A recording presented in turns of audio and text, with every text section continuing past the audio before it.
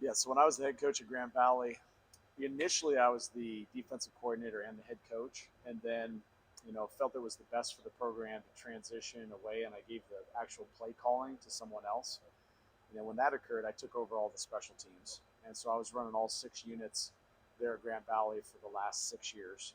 I think one of the biggest benefits of that was just the touch and connection you have with all the players at all the different positions. I think that's one thing that's unique about special teams is sometimes when you're a positional coach, you get very isolated, within your group, and you just have more touch. And so I felt it was an advantage to do that. I would say, here that's what I've seen out of Coach Fickle so far. I've been very impressed with his involvement in special teams. This is definitely not just a one-man show. Yeah, Coach Fickle is very much involved in it. And there's been some awesome meetings, and even this morning he did a great job of kind of making sure everybody understood that he was going to be integrally involved in it. And yeah, just from my experiences, I can see that he's doing the same thing. He's coaching not only the entire team in team meetings, but he's definitely touching a lot of players and special teams, and I think that's great. I can see the impact of that already in my time here. You mentioned being at Grand Valley State as long as you were. Why was this opportunity the one that made you decide to move on from there? Just because you were head coach, kind of had that program rolling like you were. Just what were some of the factors? Yeah, I mean, there's I think three big factors. I mean, one was so much respect for Wisconsin. The athletic department and also the football program. This athletic department and football team has a ton of tradition and history. And that in combination with Madison, as being an awesome place, to go to. So that was that. Obviously, connection piece, as you guys well know, with Mike Tressel, and had never worked with Luke Fickle, but was always extremely impressed with the culture that he had in place. Whether it was the short time at Ohio State or obviously Cincinnati, and so the opportunity to be a part of that in an athletic department and a team that has this tradition in the town of Madison. And it was just a lot of things lining up that I thought would be great from a professional growth and opportunity. And I'm also really relishing the opportunity right now from going from 120 players, being a head coach there, to right now my focus has kind of been the 9 outside linebackers primarily, and so just a lot of deep relationships so far, and and there's been a lot of growth for me personally here in the last 6 weeks, and helping to try to contribute with the roles that I'm in towards the success of Wisconsin. And last thing I say too is that player development is something that is critical for Coach Fickle. Brady Collins and that crew down there, I've heard a lot in the circles and seen them operate on the outside, but haven't been a part of this program now for 6 weeks. He's as good a strength coach there is in America, and it's been awesome to see the emphasis that's been placed here within the football program about player development and trying to get those guys to grow and develop and be the best they can be. And so that's been really refreshing to be a part of that, and that was another reason too. Matt, you've been here for 6 weeks, as you mentioned. How do you go about kind of learning about what you have? Do you watch all of their film? Do you kind of, I don't know, ask them what you think their strengths are? Yeah. Yeah, no, I watched a ton of tape. There was a period of time when I was here that wasn't on the road recruiting, and so I had the opportunity while some other coaches were on the road recruiting to basically just lock myself in the office and just watched. I first started out just watching a lot of defensive tape, and really got I think a great feel for the players that played the position. There's a lot of returning players. Nick Herbig is obviously gone, but the rest of the outside linebackers are all back. And so, a combination of that, and I spent a lot of time with them one-on-one. So a combination of getting to know them as players on tape and then as people too, and really trying to build connection points with all those players in person. So that process occurred right when I got here, and then that was probably the first thing was really the outside linebacker stuff, and then started to meet with the specialists a little bit and trying to get to know those guys and a little bit from that standpoint. But it definitely was a combination of in-person and tape. You mentioned Fickle's involvement in special teams. Yeah. How would you describe what the philosophy is going to be? Is it going to be, let's just be solid across the board, or is it going to be, we should be as impactful as the offense and or the defense? No, it's definitely an area of impact, and he will have his philosophies have starters play special teams. So you're not going to have starters that are not going to contribute to that, and the special teams will not be populated solely just with reserves. So I think when that's the philosophical approach of the head coach, that starters are involved, and that is set from day one, that it kind of gets across the sense of urgency. We did drill work. We've done some drill work on special teams, and there is no depth chart. And we're really pushing guys, even guys who have played here at Wisconsin, to be towards the front of the lines. So, I think the two coverage units, the kickoff and the punt units, those are really extensions of your defense. The two return units, kickoff return and punt return, are extensions of your offense. And so when you have that type of program, philosophically, that's the way it's represented, then it really ties in. It's not an independent unit. That's an independent operator. It's doing its own thing. It's very much tied into the success of both our offensive and defensive units and consequently then the overall team. When you do start getting on the road recruiting, what is your philosophy or what will your approach be to recruiting the position that you coach and the message you want to relay out now that you're at Wisconsin? Sure.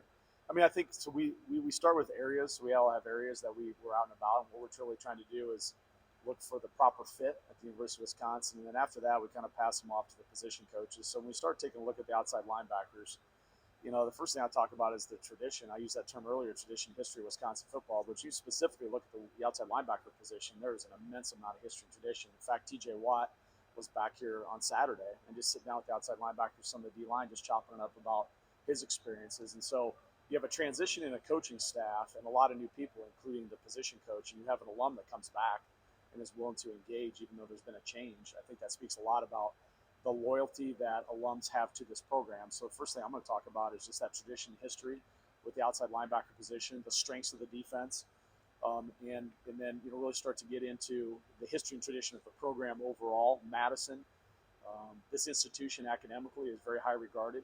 Sell to that, and then you got to start getting into the coaches and the culture, and that starts with Luke Fickell and definitely, like I talked about before, Brady Collins. I think those are two individuals that touch every player that comes into these doors every single day. And then start getting into some of the other things. I want to make one note too. I thought something that was just I wouldn't say surprised by, but really struck me was there was changes in coaching staff, not only midseason but postseason too. And the loyalty that the current student athletes had, specifically the outside linebacker position, to this university, and really welcoming in, first starting with Coach Fickell and then me, they were really receptive. And I just want to give the players a ton of credit. And they've all to a man, as I've met with all 9 of them, even though we had two new guys, Jeff Petrowski and Jordan Mayer, came in mid-semester. But when you talk about the other 7 returners, you could sense the pride for the University of Wisconsin, the pride for Wisconsin football. And they were really all in on that transformation. There would have been, I think, at some other places with some other individuals, the potential for guys to bounce or transfer when you had a change like there was. But you didn't see a lot of that on the defensive side of the ball, especially in at the outside linebacker position, because I think they love Wisconsin. So along those lines of recruiting and being with the outside linebackers, I know with the old scheme being 3-4 and just Trussell talked about it a couple months ago, talked about rushing the elite of what they did at Cincinnati and what they did at Wisconsin. How is the approach recruiting outside linebackers going to change for do you feel for the defense? Yeah, I don't know if there's going to be a huge change in regards to recruiting because we are going to be running some of the packages that were run here before. Definitely from my perspective, I have a lot of respect for Jim Leonard and Coach April and what they've done, and they're definitely there's a track record of success, and so to completely go divergent from that, I don't think is very wise, and we've talked about that. But at the same time, we've got to be us, as coaches, and there's some things they did at the University of Cincinnati to bring in. I would say to get to specifics, our boundary outside linebacker, I don't see much difference in the profile of the type of athlete and person that has been recruited here in the past, what we're going to do in the forward. So, a guy like CJ Getz, who's played here, and you guys are familiar with, he really does fit what they've done and what we will continue to do. And even with the outside linebacker position, I mean, there's maybe a few subtle differences, but nothing that's really extreme or major. Those guys have got to be able to set edges in the run game, be effective as pass rushers, but they got to be able to drop in space and cover. And I think that's what really makes this a really unique position is just I really talk about them being kind of 5-tool players, set edges, run game, rush the passer. They got to pressure inside, pressure outside, and they got to drop in the coverage. And so that's there. I also think that gives us a niche in recruiting, to be honest with you. We look for a certain individual that, we think could be more diverse than a 4-down team that's just playing a defensive end or a team that's just dropping the guy into coverage every time. And so I think that niche in recruiting has helped Wisconsin, and I do anticipate it will help us moving forward. You mentioned Mike Trussell, and obviously you guys go way back. Yeah. So what's your relationship with him like, and how do you envision working with him in the Yeah. future?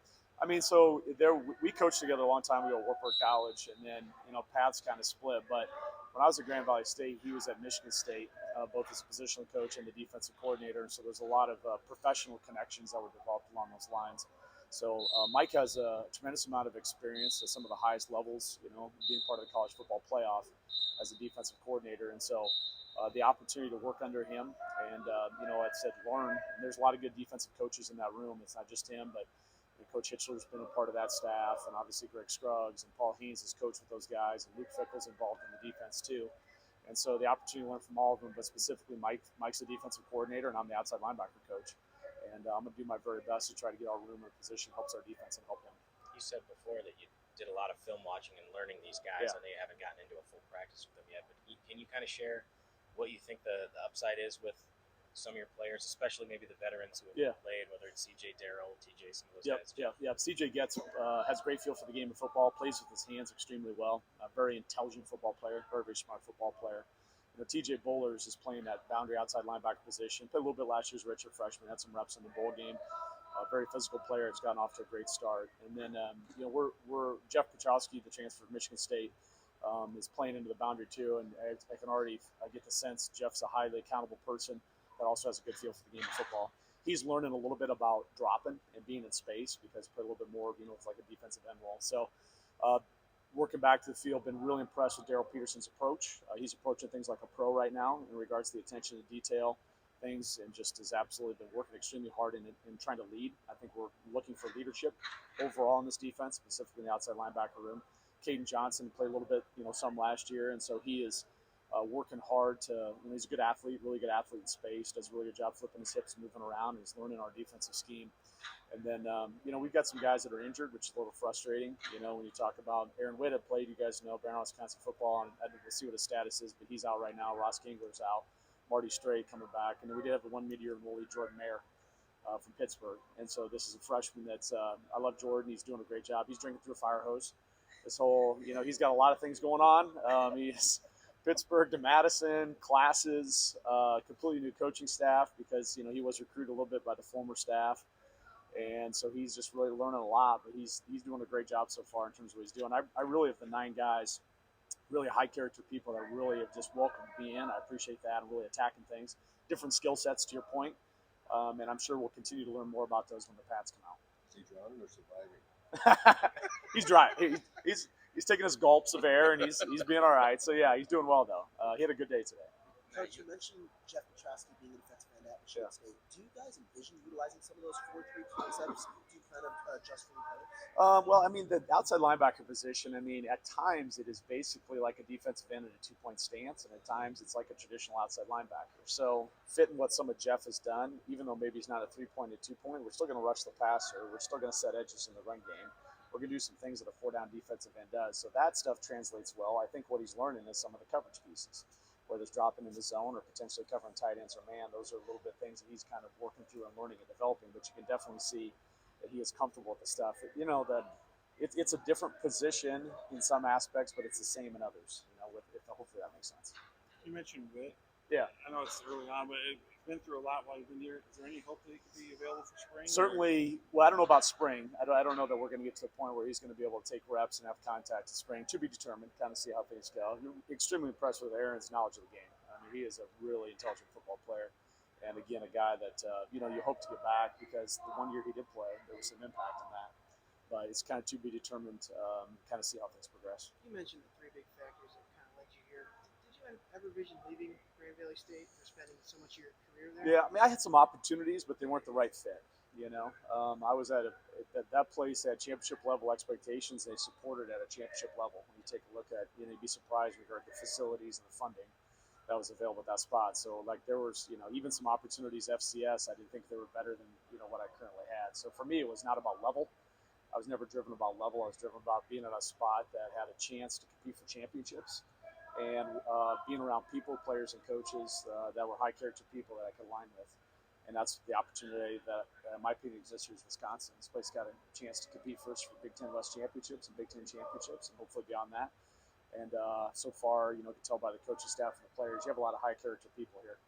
And when you're surrounded by that, because sometimes there's adversity, things don't go well. You don't want to be surrounded by people with low character. That's when stuff goes bad. So my decisions were always driven by that, not by level. Clearly, this is the highest level of college football.